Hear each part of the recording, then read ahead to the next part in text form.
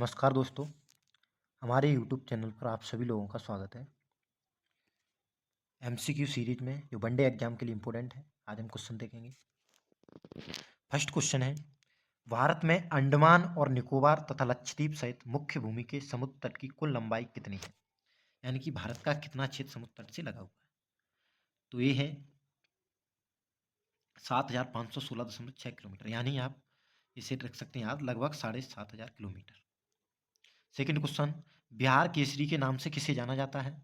तो बिहार केसरी के नाम से श्री कृष्ण सिन्हा को जाना जाता है। श्री कृष्ण सिन्हा को बिहार केसरी और श्री बाबू के नाम से भी जाना जाता था। श्री कृष्ण सिन्हा ने 1940 से 1961 तक बिहार के पहले मुख्यमंत्री के रूप में कार्य किया, यानी कि ये लगभग 15 सालों तक बिहार के मुख्यमंत्री रहे, इसलिए इन्हें बिहार केसरी के नाम से जाना जाता है। भारतीय संविधान का निम्नलिखित में से कौन सा उपबंध कनाडा के संविधान से लिया गया है? न्यायपालिका की स्वतंत्रता, गणराज्य की संकल्पना, उच्चतम न्यायालय का परामर्शदायी क्षेत्राधिकार, संवृत्ति सूची की संकल्पना। तो उच्चतम न्यायालय राष्ट्रपति उच्चतम न्यायालय से परामर्श कर सकते हैं, और ये जो शक्ति ली गई है कनाडा के संविधान से ली गई है। नेक्स्ट है, भारत का पहला 24x7 सौर ऊर्जा से संचालित गांव मोढेरा किस राज्य में स्थित है? तो मोढेरा गांव गुजरात में स्थित है, और ये चालुक्य युग के सूर्य मंदिर के लिए भी प्रसिद्ध है मोढेरा गांव।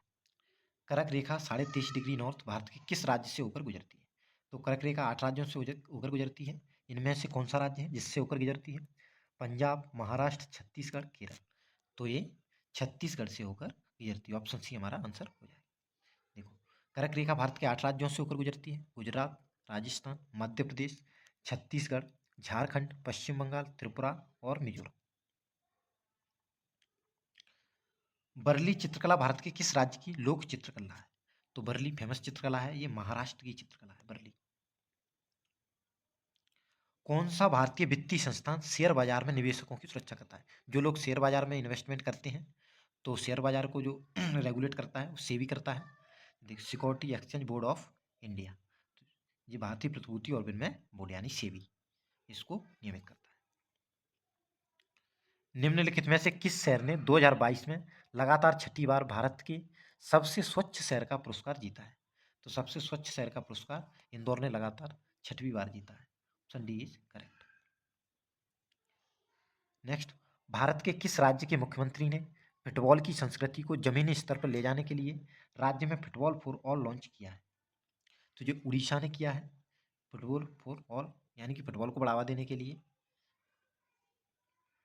फुटबॉल फॉर ऑल कार्यक्रम फीफा द्वारा उड़ीसा में Kalinga institute of industrial technology और Kalinga institute of social sciences किसके साथ साझेदारी में शुरू किया गया था? करीब 2000 स्कूलों में 43,000 से ज़्यादा फुटबॉल बच्चों को बांटी गई। यह भारत में फीफा का पहला ऐसा कार्यक्रम था जिसका उद्देश्य स्कूली बच्चों के बीच फुटबॉल को बढ़ावा देना था। देखिए, भारत में क्रिकेट और भी खेल हैं जो सामान्यतः अच्छे स्तर पर पहुंच चुके हैं, लेकिन फुटबॉल हमारा बहुत अभी सही स्तर पर नहीं पहुंचा है, यानी कि लोअर स्तर पर है। तो इसीलिए फुटबॉल को बढ़ावा देने का प्रयास किया जा रहा है, राज्यों के द्वारा भी दिया जा रहा है, केंद्र भी इसको प्रमोट कर रही है।